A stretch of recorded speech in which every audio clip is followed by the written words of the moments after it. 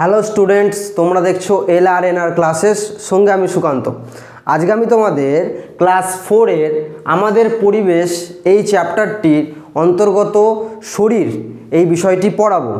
এর আগের ভিডিওতে আমি এই শরীর চ্যাপ্টারটির প্রথম অধ্যায়টি কমপ্লিট করেছি। যদি তোমরা এখনও সেটি দেখে না থাকো তাহলে তোমরা অবশ্যই সেটিকে দেখো, এবং আজকে আমি এই চ্যাপ্টারের পরবর্তী অংশ নিয়ে আলোচনা করব। তো এই চ্যাপ্টারটার প্রথমেই রয়েছে সুষম আহার, যেটা আমি ওই ভিডিওর শেষে কিছুটা বলেছিলাম। তো এই সুষম আহার দিয়েই আমরা এই চ্যাপ্টারটি শুরু করব। সুষম আহার কি আগের ভিডিওতেই আমি বলেছি, যে খাবারে বা যে খাদ্যে আমরা খাবারের যে 6টি উপাদান সেটা লক্ষ্য করে থাকি, সেটাই হলো সুষম খাবার। এবার এই সুষম খাবারে খাদ্যের 6টি উপাদান বলতে খনিজ লবণ থেকে শুরু করে ভিটামিন, জল, শর্করা, প্রোটিন, ফ্যাট, এই 6টি উপাদান প্রেজেন্স থাকতে হবে সেই খাবারে, তাকে আমরা সুষম আহার বা সুষম খাদ্য বলবো। এবার এই সুষম খাদ্যকে আমরা 4টি অংশে বিভক্ত করেছি, ঠিক আছে? তো এই 4টি অংশ কি কি আজকে আমি সেটা আলোচনা করব। প্রথমে আমরা দেখব দানাশস্য জাতীয় খাবার, দানাশস্য জাতীয় খাবার।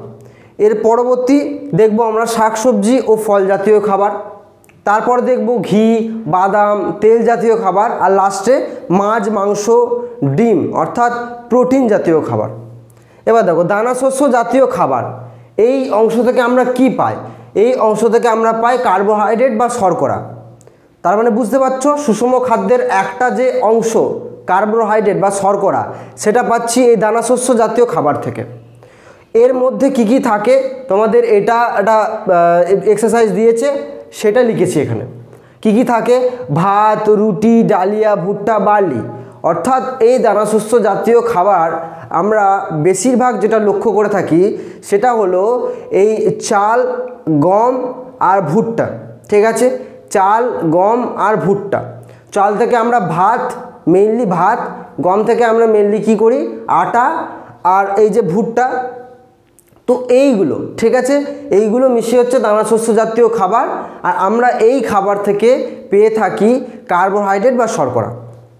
এরপর দেখো শাকসবজি ও ফল জাতীয় খাবার।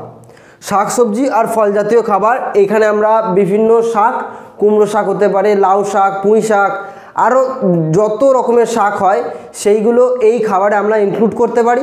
তার সাথে কি রয়েছে? ফল জাতীয় খাবার, মানে আপেল, নাশপাতি, কলা, পেয়ারা, যেগুলোতে প্রচুর পরিমাণে ভিটামিন আর কি রয়েছে, যেগুলো আমাদের শরীরে খুব বেশি পরিমাণে কাজে লাগে।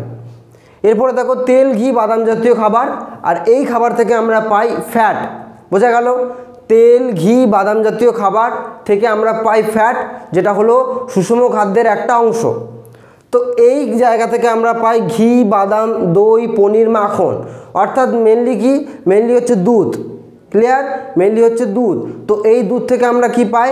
দুধ থেকে আমরা পাই দই, ঘি, মাখন, পনির, এই জাতীয় খাবারগুলো।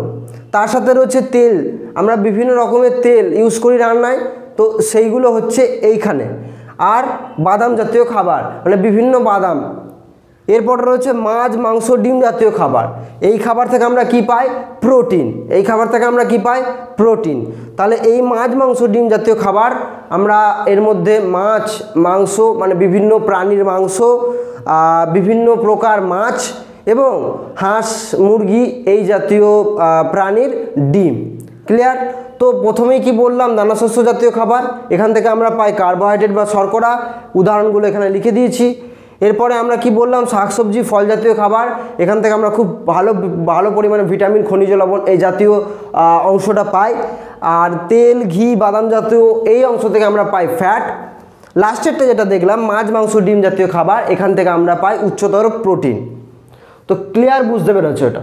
এবার এই আমরা বিভিন্ন খাবার খাই, প্রতিদিন আমরা বিভিন্ন খাবার পাই, সেই খাবারগুলো আমরা কোন জায়গা থেকে পাই বা খাবারের উৎস কোনগুলি সেটা দেখব। আমি এখানে 6টি খাবার লিখেছি, তোমরা আরও খাবার ইনক্লুড করতে পারো, দিয়ে দেখতে পারো যে এই খাবার আমরা কোথা থেকে পাই।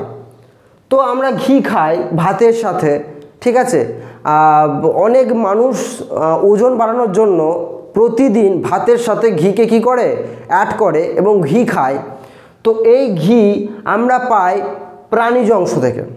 ঘি যে খাই আমরা সেটা আমরা প্রাণীজ অংশ থেকে পাই। কোন প্রাণী? না গরু। ক্লিয়ার? এরপর দেখো ভাত। তো এই ভাত একটা উচ্চতর শর্করা জাতীয় খাবার। এই ভাত আমরা একটা উদ্ভিজ্জ অংশ থেকে পাই। ঠিক আছে? এই উদ্ভিজ্জ অংশ কোনটা? এই উদ্ভিজ্জ অংশ হলো ধান। ক্লিয়ার? এরপর দেখো মাখন। ঠিক আছে? মাখনও একটা প্রাণীজ উৎস থেকে পাওয়া এক খাবার। এই মাখন আমরা পাই কোথা থেকে? সেম দুধ থেকে, মানে গরুর দুধ থেকে আমরা বিভিন্ন প্রসেসিংয়ের মাধ্যমে এই মাখন, এরপরে দুধ। বুঝতে পারছো? তাহলে এই দুধ আমরা কোথা থেকে পাই? প্রাণীজ অংশ থেকে। গরু আছে, মোষ আছে, এই জাতীয় প্রাণী। এবার দেখো রুটি। তো এই রুটি আমরা সাধারণত গম থেকে পাই। ঠিক আছে? আর গম একটা উদ্ভিজ্জ অংশ। দেখো রাইট চিহ্ন দিয়েছি। এরপর দেখো ডালিয়া। তো এই ডালিয়া একটা খুব ভালো একটা খাবার, যে খাবার সাধারণত উপবাস রাখার সময় আমরা খেয়ে থাকি। সেই ডালিয়া কিছুটা খিচুড়ি জাতীয় খাবার। ঠিক আছে? এই ডালিয়া আমরা পাই হচ্ছে উদ্ভিজ্জ অংশ থেকে। আর এই ডালিয়া হলো গমের গুঁড়ো গুঁড়ো একটা অংশ। ক্লিয়ার? গম যদি আমরা অনেক ছোট ছোট অংশে ভাঙি, তো ওই ছোট ছোট অংশগুলো মিলে তৈরি হয় এই ডালিয়া জাতীয় খাবার। এবার দেখো তোমাদের একটা অনুশীলনী দিয়েছে। এটাতে বলেছে যে কিছু প্রাণীর নাম দিয়ে দিয়েছে, তাদের যে অংশ আমরা পাই সেটা, ওই প্রাণী নিজে কি খায়, তার সাথে তারা যে খাবারটা খায় সেটা তারা কোথা থেকে পায়। এই অনুশীলনীটা আমি তোমাদের কমপ্লিট করেছি। দেখো প্রথম হচ্ছে গরু। তো এই গরু থেকে আমরা কি খাবার পাই? ঠিক আছে? গরুর দুধ পাই। এবার এই দুধ প্রসেসিংয়ের মাধ্যমে মাখন, ঘি, পনির জাতীয় যে ফ্যাট যুক্ত খাবার সেটা আমরা পাই। এবার এই গরু নিজে কি খায়? এই গরু নিজে তৃণ জাতীয় খাবার খায়, যেমন ঘাস, লতা, এই জাতীয় খাবার। ঠিক আছে? এবার এই তৃণ জাতীয় খাবারের উৎস কি? উদ্ভিজ্জ অংশ, তাই না? এরপরে দেখো ছাগল। ঠিক আছে? এই ছাগল এর যে অংশ আমরা খাই সেটা হলো মাংস। ঠিক আছে? এই মাংসতে থাকে একটা প্রোটিন, একটা উচ্চ প্রোটিন। ঠিক আছে? এই মাংস এটা হয়ে গেল। এবার ওই প্রাণী নিজে কি খায়? ছাগল নিজে কি খায়? ছাগল গরুর মতোই তৃণ জাতীয় খাবার খায়, ঘাস, লতাপাতা, এই জাতীয় খাবার।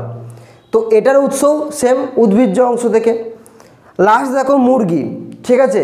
এই মুরগি থেকে আমরা দুটো জিনিস খাই, একটা হলো মুরগির মাংস আর মুরগির ডিম। ঠিক আছে? এবার এই মুরগি নিজে কি খায়?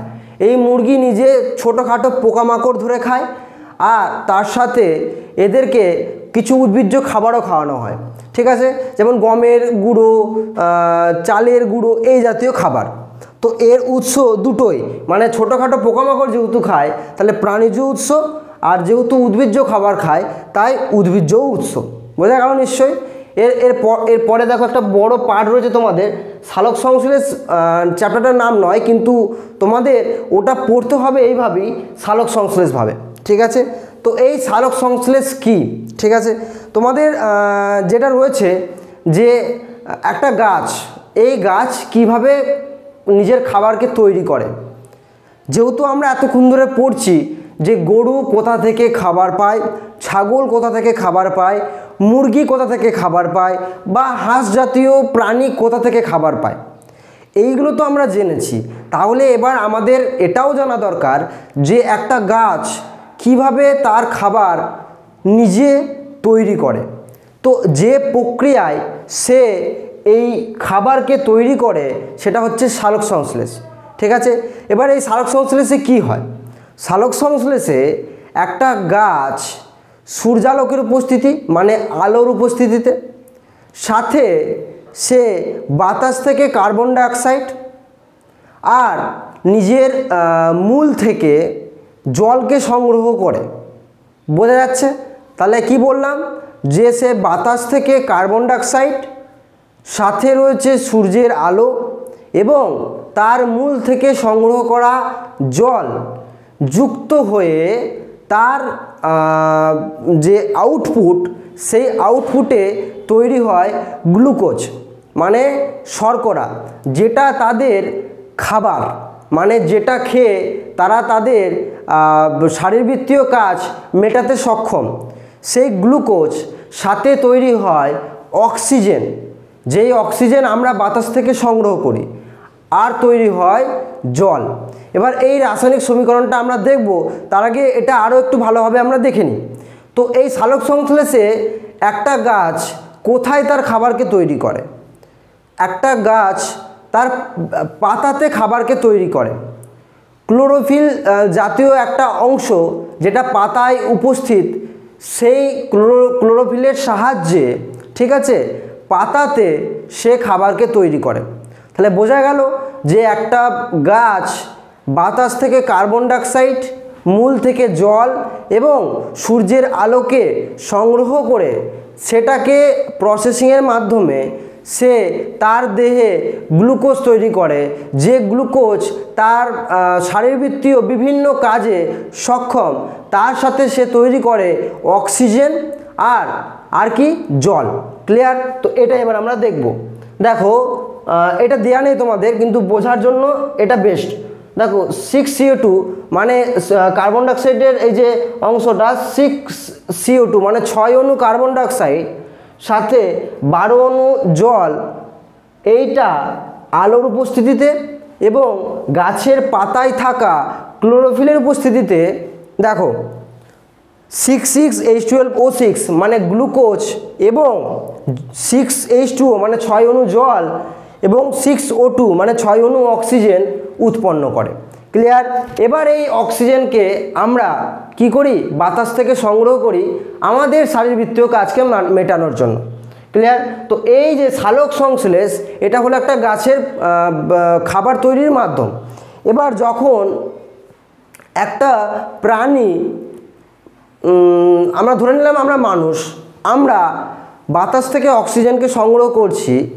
এবার এই অক্সিজেনও সেমভাবে প্রসেসিংয়ের মাধ্যমে তৈরি হবে লাস্টে কার্বন ডাইঅক্সাইড, যেটা আবার গিয়ে বাতাসে মিশবে। আবার সেই অক্সিজেন কার্বন ডাইঅক্সাইডকে গাছ সংগ্রহ করবে। তাহলে যেভাবে সালোক সংশ্লেষ প্রক্রিয়া হলো উদ্ভিদের একটা প্রক্রিয়া, ঠিক সেইভাবে প্রাণীর একটা প্রক্রিয়া হলো শ্বসন। ক্লিয়ার? তো এই প্রাণীর প্রক্রিয়াটা হলো শ্বসন, মানে এই যে সালোক সংশ্লেষ প্রক্রিয়ায় শেষে কি তৈরি হলো? অক্সিজেন। এই অক্সিজেন বাতাসে গিয়ে মিশবে, সেই অক্সিজেনকে সংগ্রহ করবে মানুষ তথা বিভিন্ন প্রাণী। এবার এই অক্সিজেনকে শ্বসন প্রক্রিয়ার মাধ্যমে সেমভাবে প্রসেসিং করে লাস্টে তৈরি হবে কার্বন ডাইঅক্সাইড। আবার সেই কার্বন ডাইঅক্সাইডকে ইউজ করবে কে? কোনো একটা গাছ। এইভাবেই চলবে। তাহলে বুঝতে পারলে এটাই হলো সালোক সংশ্লেষ, আর যেটা প্রাণীর ক্ষেত্রে হয়ে যাচ্ছে শ্বসন।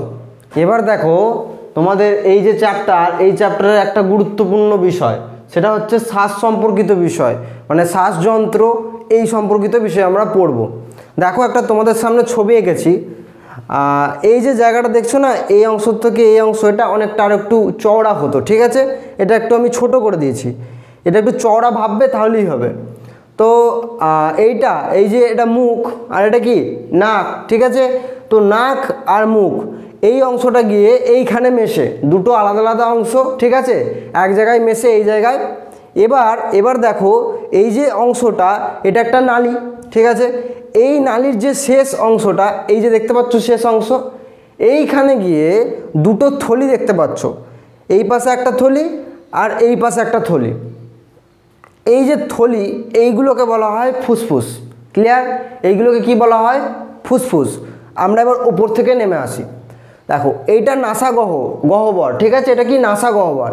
এইখান থেকে আমরা কি, এখান থেকে আমরা শ্বাস প্রশ্বাস, এই যে কাজটা, এটাকে আমরা চালিয়ে যাই।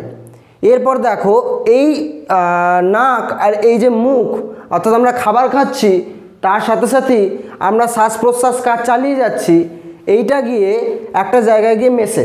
ক্লিয়ার? এবার এই নালীটা এই ফুসফুস পর্যন্ত গিয়ে শেষ হয়। এই যে নালী, এই নালীর মাঝখানে কিছু গুরুত্বপূর্ণ অংশ রয়েছে। দেখো এই যে আমরা কথা বলি না, যে কথা বলতে সাহায্য কে করে? ষড়যন্ত্র। সেই ষড়যন্ত্র থাকে ঠিক এই জায়গাটা, মানে আমরা যে উঁচু অংশটা দেখতে পাচ্ছি, এই যে উঁচু অংশটা, এটাই হচ্ছে ষড়যন্ত্র। এবার ওই উঁচু অংশটার নিচে কল্পনা করবে, এই যে উঁচু অংশটা, এটা ষড়যন্ত্র। এই উঁচু অংশটার নিচে, কিছুটা নিচে থাকে ট্রাকিয়া, যেটা হচ্ছে শ্বাসনালী, মানে এই নালীটায় শ্বাস প্রশ্বাসে যে যাত্রাপথ সেইটাকে কি করে? চালিয়ে নিয়ে যায়। বোঝা গেল? তাহলে এটা ট্রাকিয়া বা শ্বাসনালী কোথায় অবস্থান করে? একটু ভালো করে দেখবে যে ষড়যন্ত্রের অনেকটা নিচে। এই যে ষড়যন্ত্র, এই যে ষড়যন্ত্র, এটার অনেকটা নিচে থাকে এই ট্রাকিয়া বা শ্বাসনালী। এবার এই শ্বাসনালীর পরেই শুরু হয়ে যায় এই ফুসফুসের দুটো অংশ বা দুটো একটা থলি। আচ্ছা, এই পাশে এসো। এবার দেখো এটা অনেকটা মিটে গেল। এবার দেখো আমরা দেখতে পাচ্ছি এই যে নালীটা এখানে কি দুটো অংশে বিভক্ত হয়েছে, একটা গেছে এই দিকে, মানে একটা থলির দিকে, আর একটা গেছে অন্য থলির দিকে। এবার দেখো এই যে মেন পার্ট, এই যে মেন একটা কাণ্ডর মতো দেখছো, এটাকে যদি আমরা শিকড় ভাবি, গাছের শিকড় ভাবি, তাহলে এই যে এটা ধরো কাণ্ড, ঠিক আছে। এরপর এই যে শাখায়, অনেকগুলো শাখায় বিভক্ত হয়েছে, তাই না? এইগুলো অনেকগুলো শাখায় বিভক্ত হয়েছে। এই মেইন কাণ্ডটাকে আমরা কি বলছি? ব্রঙ্কাস, ঠিক আছে। এই মেন কাণ্ডটাকে আমরা কি বলছি? ব্রঙ্কাস। এরপর এই যে শাখায়, বিভিন্ন শাখায় বিভক্ত হয়ে যাচ্ছে, এইগুলোকে আমরা কি বলছি? এইগুলোকে আমরা বলছি হচ্ছে ব্রঙ্কিওল, ঠিক আছে। এগুলোকে আমরা কি বলছি? ব্রঙ্কিওল। তাহলে ব্রঙ্কাস কি?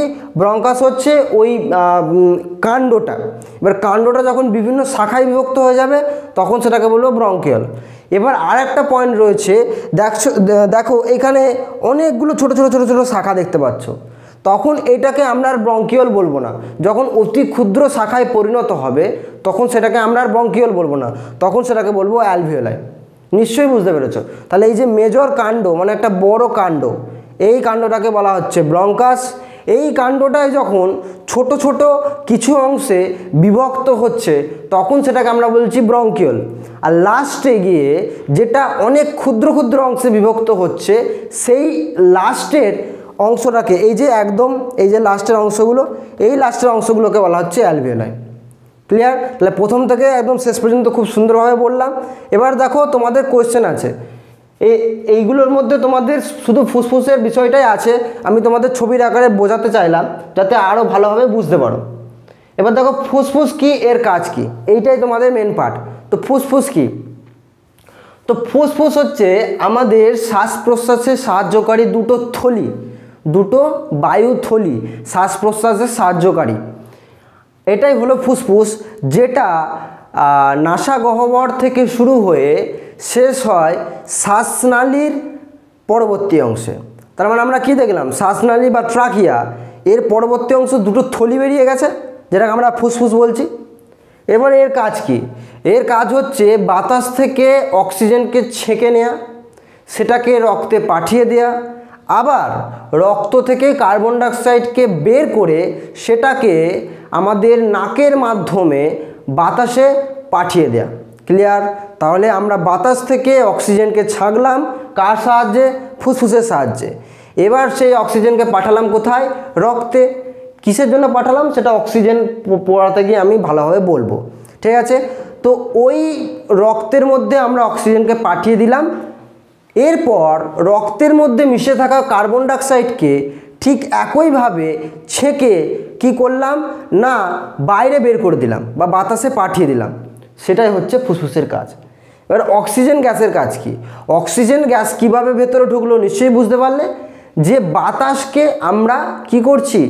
ভেতরে পাঠাচ্ছি। এরপর সেই বাতাসের মধ্যে থাকা অক্সিজেনকে ছেঁকে নিচ্ছে ফুসফুস। এরপর সেই ফুসফুস অক্সিজেনকে রক্তে পাঠিয়ে দিচ্ছে। এই রক্তের মধ্যে চলে যেতে যেতে সে গোটা শরীরে চালিয়ে যাচ্ছে।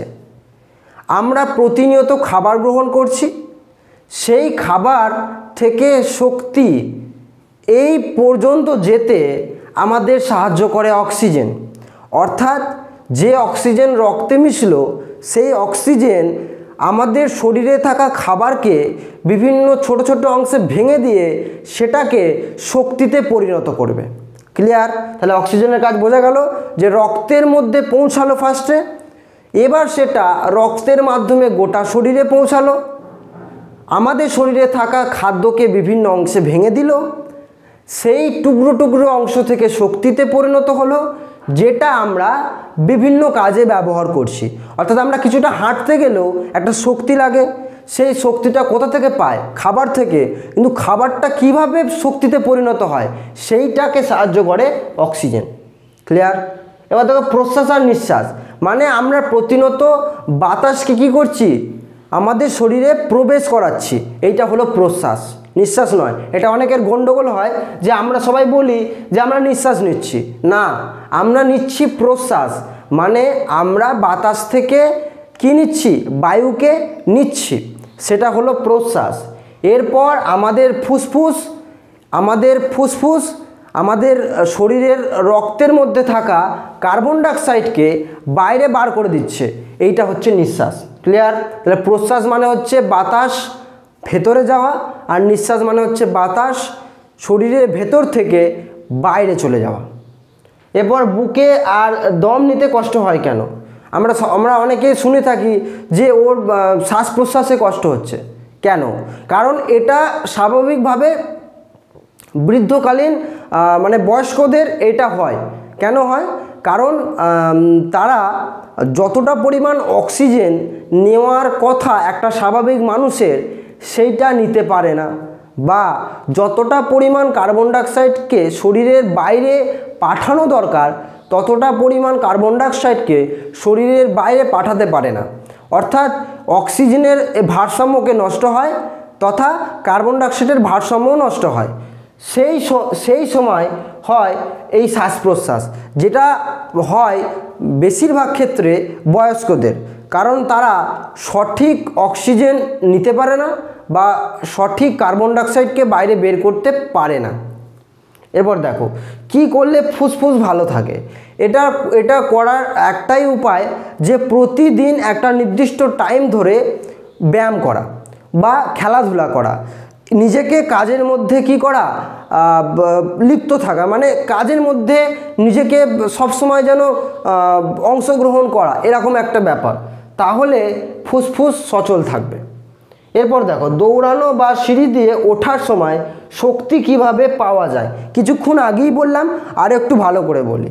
কি বললাম না, ফুসফুস বাতাসকে আমাদের শরীরের মধ্যে ঢোকায়, এরপর সেটাকে ছাঁকনি হিসাবে অক্সিজেনকে রক্তে পাঠিয়ে দেয়। অক্সিজেন গোটা শরীরে রক্তের মাধ্যমে কি হয়? ছড়িয়ে যায়। এরপর অক্সিজেন আমাদের শরীরের মধ্যে থাকা খাবারকে ছোট ছোট অংশে ভেঙে ফেলে এবং সেই ভাঙন অংশ থেকে শক্তি উৎপন্ন হয়, যেটা আমরা বিভিন্ন কাজে লাগাই। তার মানে ধরো আমি সিঁড়ি বেয়ে ওপরে উঠছি বা চাষের জমিতে গিয়ে কোদাল কোপাচ্ছি, দুটো একই, মানে দুটোতেই শক্তি প্রয়োজন হচ্ছে। তাহলে আমরা সেই শক্তিটা কোথা থেকে পাচ্ছি? সেই শক্তিটা পাচ্ছি অক্সিজেন থেকে।